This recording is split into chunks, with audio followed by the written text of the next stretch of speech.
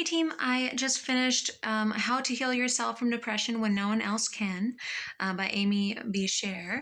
And I will say I appreciated it. I thought it was very interesting. Um, it's a self-guided program to stop feeling like shit. But the expletive is tastefully starred out. So, um, I thought it was nice. It was kind of an upbeat novel. It kind of, I think it's nice because it's talking about mindfulness and just being mindful. This is what I'm feeling, acknowledging how you feel, because a lot of emotions might start to build up if they're being repressed. And so it talks about acknowledging how you feel. You can know that it's completely impractical, it's irrational, it's really inconvenient at this time, but it's healthier to acknowledge that and say, this is how I am feeling, whether I want to or not.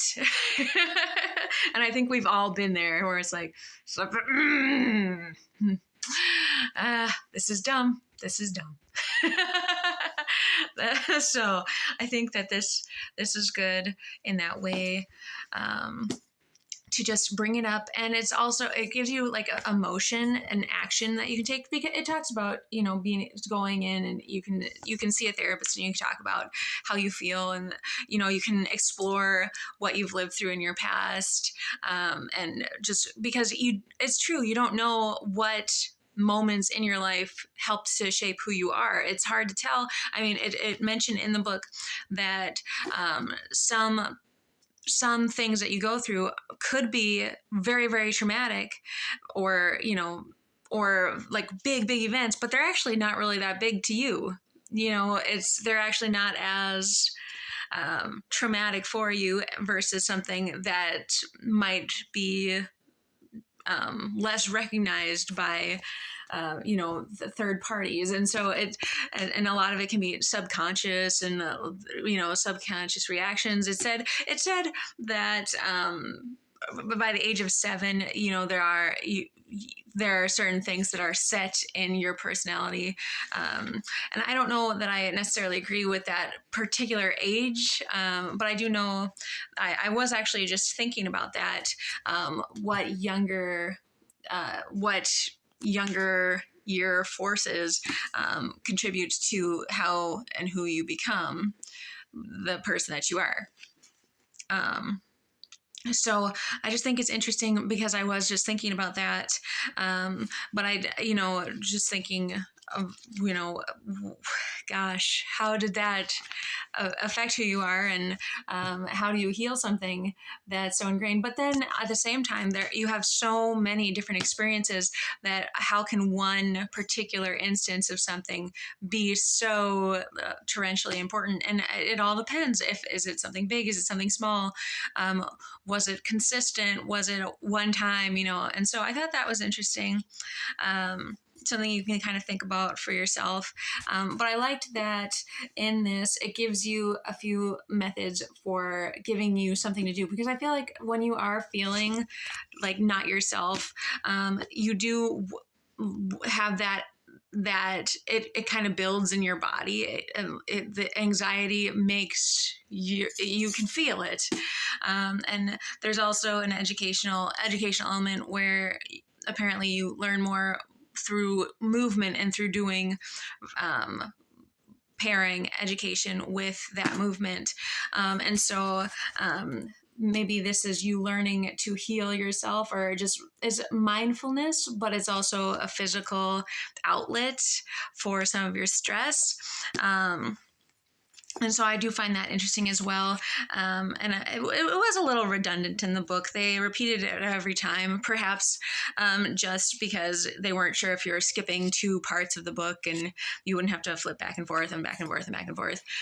But it did talk about physical things you can do, like tapping, applying pressure, and just feeling things in different areas of your face and your body in general.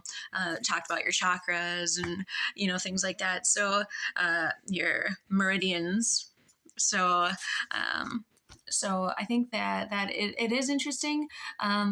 to think about, and a lot of that is symbolic, but I think a lot of people want to kind of lean into that symbology and can understand that. And even if it's a symbolic, um, letting go or a symbolic gesture, that can still mean something to them, and it can still actually heal you, I believe. So it's a matter of mindfulness and a psychological, letting go and kind of taking power over your emotions and how you feel. And so I thought it was actually very good to read.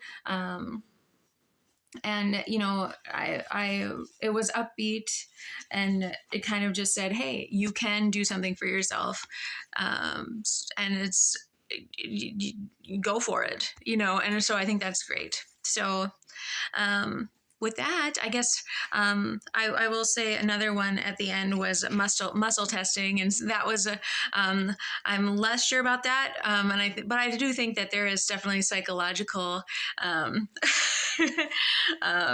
analysis that can go with that, because it's talking about leaning in or leaning away, being aversive, or kind of leaning into these truths or falsehoods. And I think that can happen subconsciously, but it says use it to your advantage. Like if you're conscious of it, it might be more a manipulation, like the Ouija boards, or like you're, it could be more manipulation, or unless you you kind of recognizing the truths of your body. But those manipulations can also be studied as well. Obviously, you want something if you are manipulating it in such a way, and so that is something you can look at if that's what you are leaning into or leaning against or leaning away from. So there is something to that as well, but I would be cautious with that. But it is good to explore those things too. So very interesting book. I thought it was well written, a little redundant in places, of course, but that is explained. So yeah, I will move on to the next book in my depression series that I got from the library. So have a good one. Talk later. Bye.